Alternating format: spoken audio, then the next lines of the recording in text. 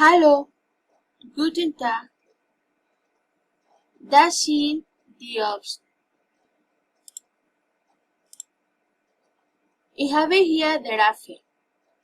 Es waren Frucht Apfelbaums, grünlich und an den Enden etwas eingesunken, dünne Schale, grüngelb oder rot Weiß und saftiges Fruchtfleisch, sauber oder saurer Geschmack und Samen in Form von Kernen, die in einer Kapsel mit 5 Teilungen eingeschlossen sind.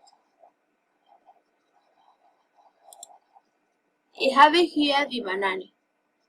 Es waren Frucht des Bananenbaums, langlich und etwas gekrümmt, weißes Fruchtfleisch und glatte gelbe Schale, die sichtlich ablosen lässt.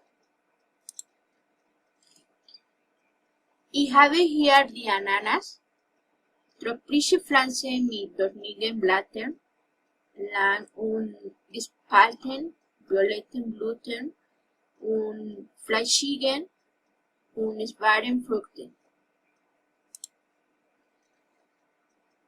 Ich habe hier die Melone.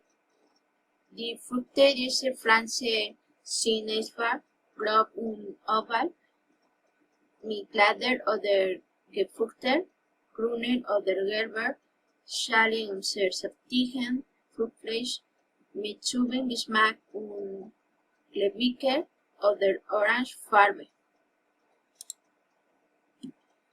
Ich habe hier die Orange. Orangefrucht ist war rundige und raue Haut und Fruchtfleisch in Segmente unterteilt, süß und sauer und sehr saftig. Ich habe hier der Granatapfel. Granatapfelfrucht ist war rund mit harten und dünnen Schale gelb bis rot Käfer und mit vielen saftigen roten Beeren im Inneren.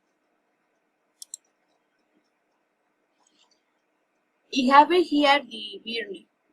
Birnenfrucht ist war grün, gelb oder rot unten breit und oben dünn, wo sie den Stiel hat, dünne Schale und weißes Fruchtfleisch, sehr saftig, sauber, Geschmack und in der Mitte kleine, schwarze Kerne.